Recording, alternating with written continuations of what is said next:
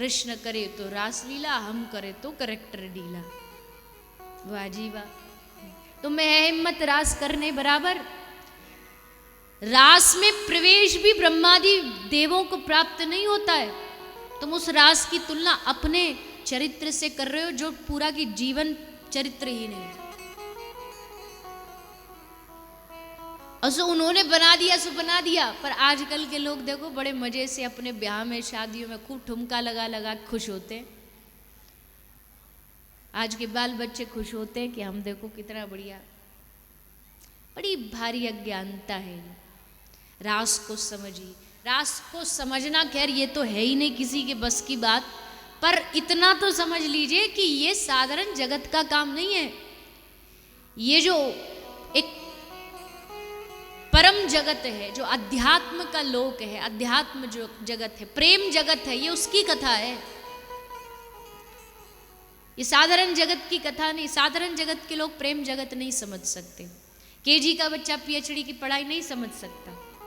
तुम लाख प्रवचन दो सब सर के ऊपर से चला जाएगा। प्रेम जगत निराला है। तो आज उसी प्रेम को भगवान गोपियों को प्रदान करने के लिए न्योता देते, निमंत्रण देते, गोपियों का आवाहन करते हैं। और कैसे आवाहन करते हैं? सुखदेव जी कहते हैं, आज वृंदावन की छटा निराली है। आज इस श्रीधाम वृंदावन की रात और रात्रियों से बिल्कुल अलग है। आज की रात ब्रह्मा जी की एक रात्रि के बराबर है।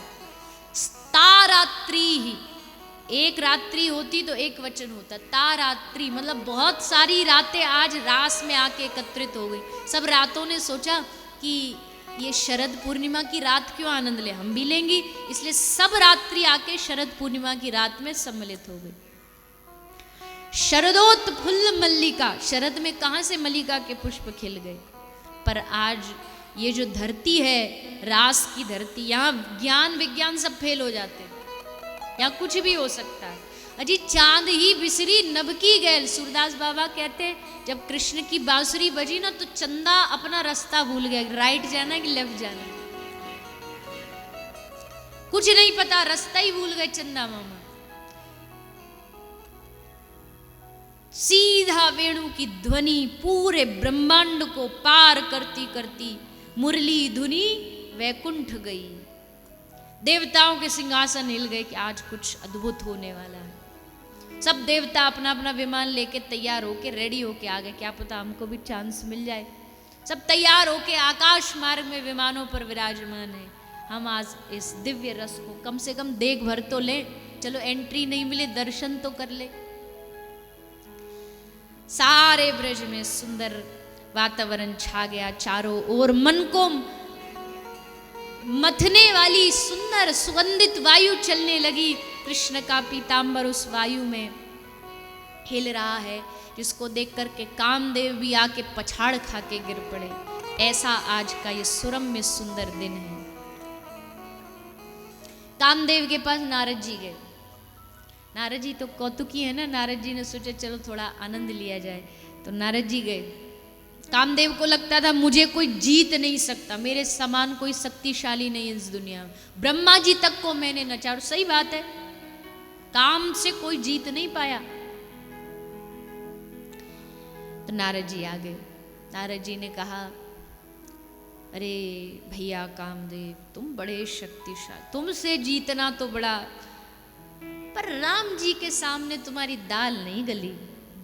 गए थे तुम राम अवतार में, पर दाल तुम्हारी गली नहीं। कामदेव बोला, अरे अब हम क्या कर सकते हैं, जब वो एक पत्नी व्रत धर्म निभाए रखे तो हम क्या करें। और आप तो जानते हो नारद जी, हमसे बचना कोई आसान खेल थोड़ी है। एक बार तो आप भी हमारे चपेटे में आ गए थे। नारद जी बोले, अब तुमको हम क्या ही बताएं, चलो कोई बात नहीं। नारद जी बोले, एक मौका है तुम्हारे पास, तुमने किसी को नहीं छोड़ा, पर अभी एक चांस बचा है, जिसको अगर तुम पार कर गए तो फिर तुम्हारे समान दुनिया में कोई शक्तिशाली नहीं। एक ऐसे पुरुष से तुमको मिलवाते हैं जिनसे जीतना हंसी खेल नहीं है। कामदेव बोला, बताओ तो, चलो अभी हम हराए देते हैं उनको। तो आगे आगे नारद जी, पीछे पीछे कामदेव जी चले वैकुंठ की ओर जा रहे थे। बोला नारायण भगवान के पास ले जा रहे हो? बोले नहीं, अभी और आगे चलो। और आगे गोलोक गए। गोलोक में जैसे कामदेव ने प्रवेश किया, देखा गोलोक की शोभा, आहा, सुंदर सुंदर कुंज निकुंज बने, सामने सिंहासन, उस पर नंद नंदन विराजे। नारद जी ने जाके प्रणाम किया, कामदेव ने नहीं किया, क्योंकि उसको तो है ना अपना कि मैं कामदेव हूं। तो भगवान ने पूछा नारद जी से कैसे आए? नारद जी बोले बस प्रभु आपके दर्शन की इच्छा कर रही थी तो आ गए आपसे, और ये साथ में हमारे इनका परिचय, ये कामदेव जी।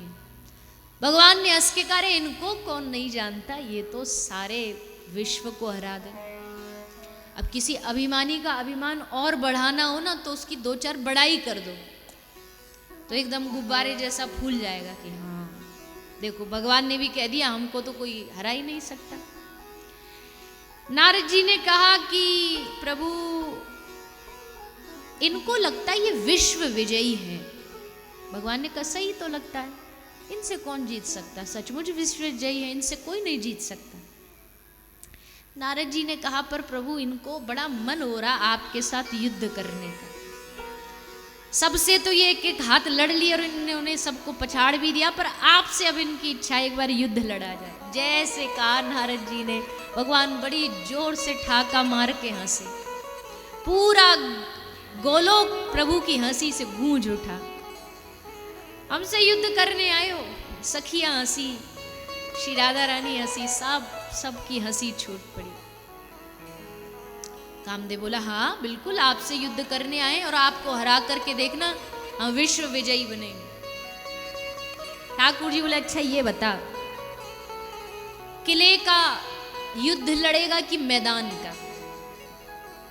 कामदेव बोला मतलब किले का युद्ध तो यह कि हम अकेले हो, वहां हमारी पत्नी हो, ये तो है सुरक्षित युद्ध। एक है मैदान, भरी मैदान में वृंदावन की धरती पर असंख्य सुंदर अप्सराओं को भी मात देने वाली गोपियां हूं और मैं अकेला कृष्ण। बता। कामदेव बोला आज तो मैदान वाला ही हो जाने दो, आज तो मैदान में ही जाके युद्ध करें, हो जा तैयार। जैसे कामदेव ने पलक झपकी, आंख बंद की तो देखा कहाँ है कामदेव? वृंदावन में। चारों ओर मल्लिका के, जूही के फूल लगे हुए हैं, ब्यार शीतल मंद चल रही। कामदेव को लगा कि वातावरण तो बढ़िया है, हमारा काम थोड़ा आसान हो जाएगा। मन को आकर्षित करने के लिए ऐसा वातावरण चाहिए ना तो हमारा काम बन जाएगा। तो जैसे कामदेव ने वृंदावन में प्रवेश किया और कान में कामदेव को कृष्ण की बांसुरी सुनाई दी। जैसे बांसुरी सुनी एकदम कामदेव चकित हुआ। कौन? इतना मधुर ध्वनि, इतना मधुर स्वर किसका है? सामने देखा तो एक पत्थर पर साक्षात नंद नंदन बांसुरी बजाते हुए शिला पर बैठे हैं। गोवर्धन शिला पर श्याम सुंदर बैठे हुए। ओहो! कामदेव बोला अच्छा तो ये बांसुरी भी बजाता है, अब तो और भी काम आसान हो गया। हमने सोचा कोई एकदम ध्यान योगी आंख बंद करके लंबी लंबी माला जटा पहन के कोई आया होगा, उसको हराना काम के लिए मुश्किल है। अब ये तो रसिया व्यक्ति है, अब रस से भरा हुआ, इसको हराना तो चुटकियों का खेल है। देखो अभी हरा देते हैं। अब जैसे बंशी बजी गोपियों का आगमन शुरू हुआ। एक एक करके गोपी आ रही हो। गोपी मालूम है कैसी है? सहस्त्र सहस्त्र लक्ष्मी नहीं, महालक्ष्मी, जिनके सौंदर्य के सामने फीकी पड़ जाए। अप्सराएं जिनके सामने, जिनके नख की सौंदर्य की बराबरी नहीं कर सकती, इतनी सौंदर्य से परिपूर्ण गोपियां। और सौंदर्य का मतलब कोई श्रृंगार नहीं। सुखदेव जी तो कहते आंख का काजल लगा लिया होठों पे, होठों की लाली आंख पर, हाथ की चूड़ी कान में, गले का हार पांव में, चुनरी कहीं, लहंगा कहीं, इतने होने के बाद भी इतनी सुंदरता। कामदेव देखता रहे।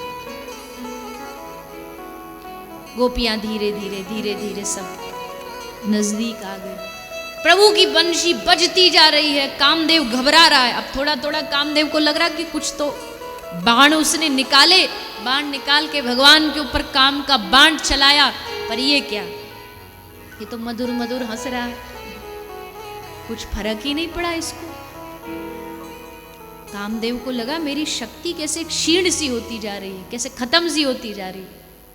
तभी सब गोपियां आ गई, भगवान ने सबको स्वागत किया। स्वागतम वो महाभाग प्रियम किम करवाने वा। सबका स्वागत करके भगवान ने सब गोपियों को सामने बुलाया। कामदेव बोला ये बात आपकी ठीक नहीं है, ये बात आपकी ठीक नहीं है। भगवान बोले अब क्या हो गया तुझको? बोले आपने ये जितनी भी गोपी बुलाई है ये सब वो गोपी हैं, अरे इनके मन में कम से कम कोई वासना तो प्रकट करो।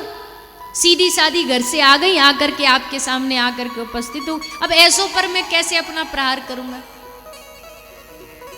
तो भगवान ने कहा लो अभिसार की इच्छा प्रकट कर देता हूं, मिलने के लिए जो मिलन में जो तड़प होती है वो पैदा कर देता हूं। कुछ गोपियों को भगवान ने ऐसी लीला कि मिलने के लिए तैयार, पति ने जाके रास्ता रोक दिया, दरवाजा बंद कर दिया। भगवान ने कहा अब कर इस पर आक्रमण। अब जो आपके प्रियतम हो और उनसे मिलने की आपकी अथाह इच्छा हो और अचानक से उस इच्छा में बाधा पड़ जाए, अब उसको हराना तो काम के लिए और आसान है। भगवान ने कहा जा कर अपना काम। कामदेव गया, लेकिन क्या देखा कामदेव ने, जब पति ने दरवाजा बंद कर दिया उस गोपी ने आंख बंद किया और आंख बंद करके कुछ देर तक बैठी रही। कामदेव को लगा क्या कर रही है। थोड़ी देर बाद क्या देखा, वहीं बैठी बैठी कृष्ण वियोग में उसका शरीर गलने लगा, शरीर गल करके बहने लग गए। कामदेव अवाक रह गया, देखता रह गया, ये क्या कर रही है। पूरा शरीर जल उठा विरह में। हाँपता हाँपता कामदेव मूढ़ सा पागल सा आया और आकर के श्री कृष्ण के चरणों में गिर पड़ा। हे नाथ, हे मनमत, हे मनमत, मैं दुनिया का मन मत्ता हूं, पर आज तो तुमने मेरा मन मत लिया। ये मेरे बस की बात नहीं, हार गया। कामदेव ने अपने धनुष बाण सब छोड़ दिए। ये काम लीला नहीं है, ये काम पर विजय प्राप्त करने की लीला है महाराज।